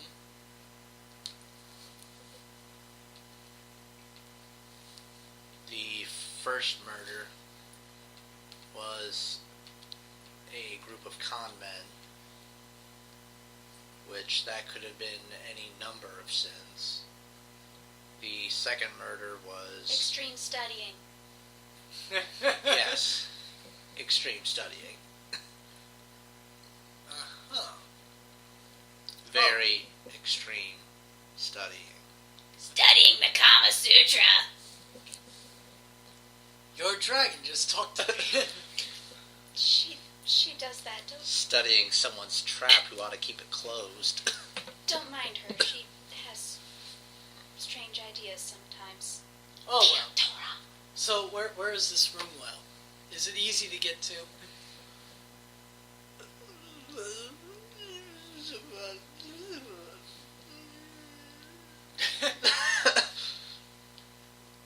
Maybe. The top or the bottom?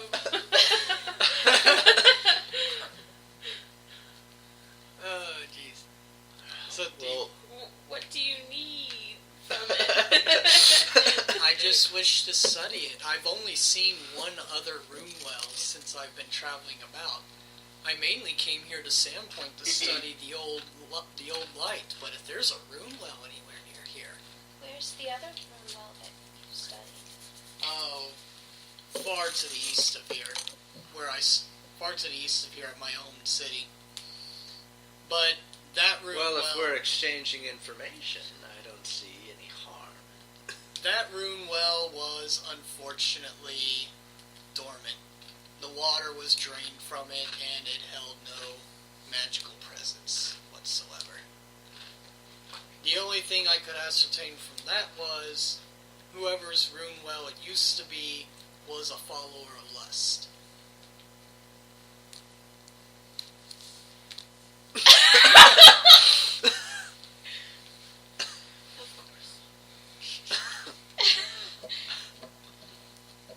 So what would Bamatsu be?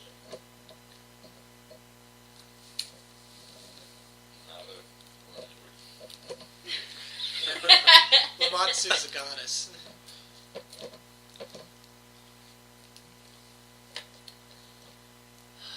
We found a rune well underneath the old glassworks facility here. Here in the town? Yes. Yes. So close. Interesting. Very interesting. Room well beneath, and a war machine right on the northern point of the town.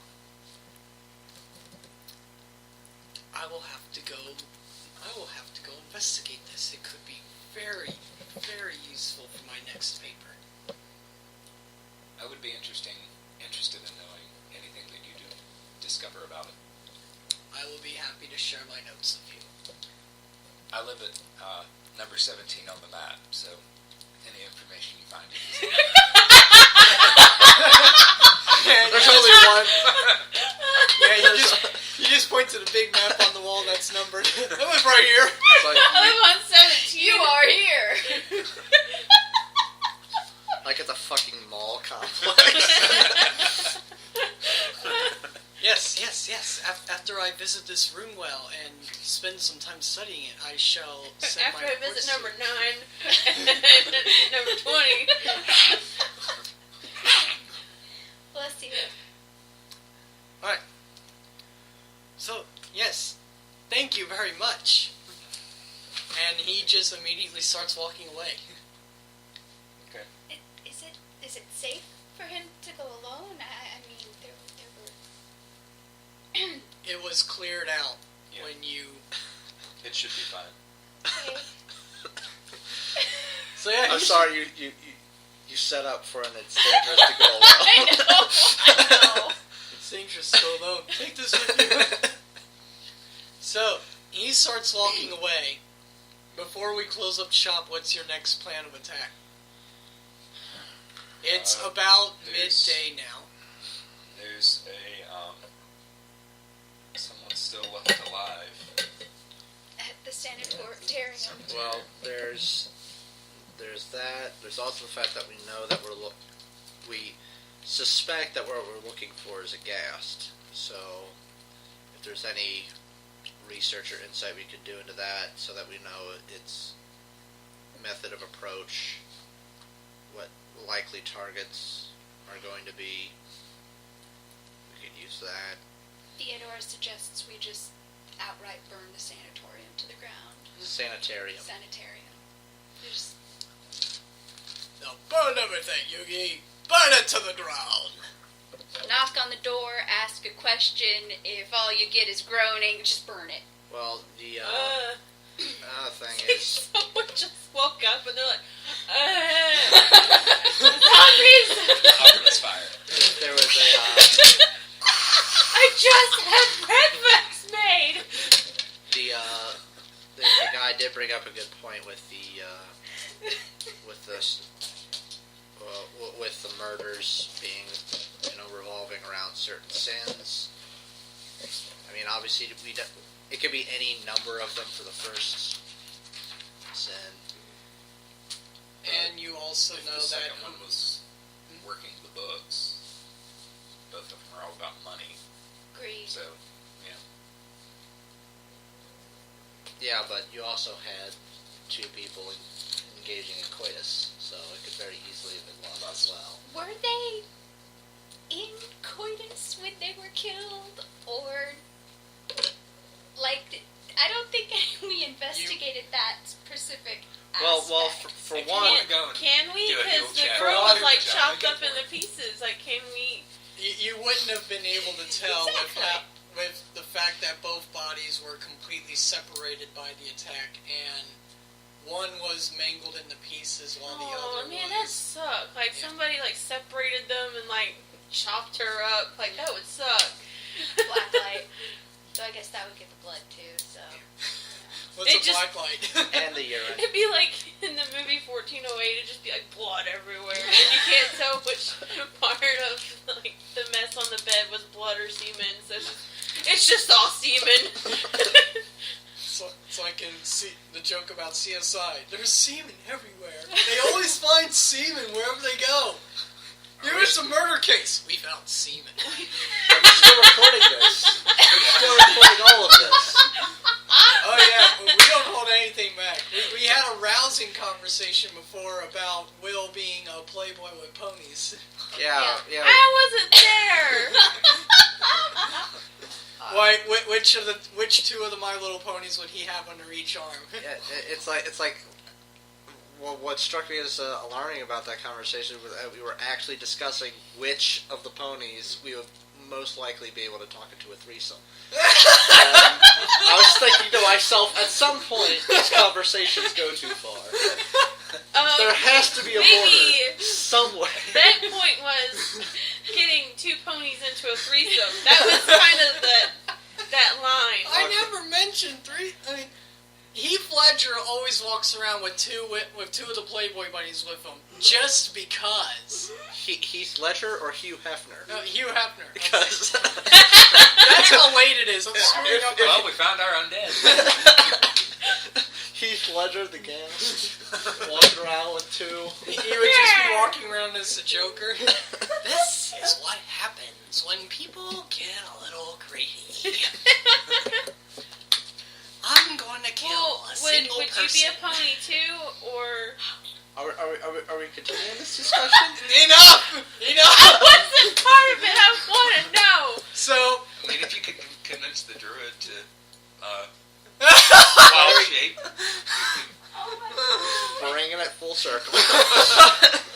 And Joe wasn't a part of it either, so that's like alright, so 1/3 of the group almost.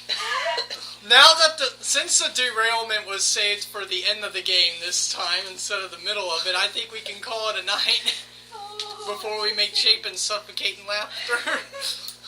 So, you all now know it's a ghast. You all know that he's killing people that are conducting some forms of sins. You've all learned exactly what that seven-pointed star is. You all have learned that there was an empire that once existed 10,000 years ago that has left nothing more than vocal lore and monuments scattered all throughout the continent. You also know that this Ghast apparently knows Lucy, since he left the one note for her. Somehow. Not sure how. And you also, and you, Stan, would know that even a Ghast, being a more advanced form of a ghoul, yeah, he would be a killer, but he wouldn't be the kind of killer that would bother stringing somebody up and then leaving a rune on their chest. So, any questions, comments, or suggestions before we close up the recording and start passing out experience points? I want 2 ponies in this story somewhere. There was already one. No, well, that was a horse. Oh, well, yes. Now you're splitting hairs. Wait, Was those it- are rabbits. No, Get it? they have to be 2 ponies together, and they have to show up together to you. And just for whatever reason, a pair of ponies arrive at your door. I just wake up with my full golden mask, cup of coffee, and my bathrobe in the morning. Are you Bane? As in, I just wake up, roll out of bed. With your This is what I pet. see outside my church. And all Laya can say is, somebody knocked and it was just ponies. I don't know. Send her to the Chinese market. Anything else from anybody else? Not pony related. The note. Write the note. So I can see it again, because I've already forgotten what the note said. You will learn to love me. You know I'm not going to remember this. Okay. Yeah, I will write it, but just to say, you will learn to love me, desire me in time as she did, give yourself to the pack, and it shall end. Alright, so everybody say goodnight before we freak the audience out. Bye. Good night. Good night. Yeah, we'll see you all next week. Good night, everybody.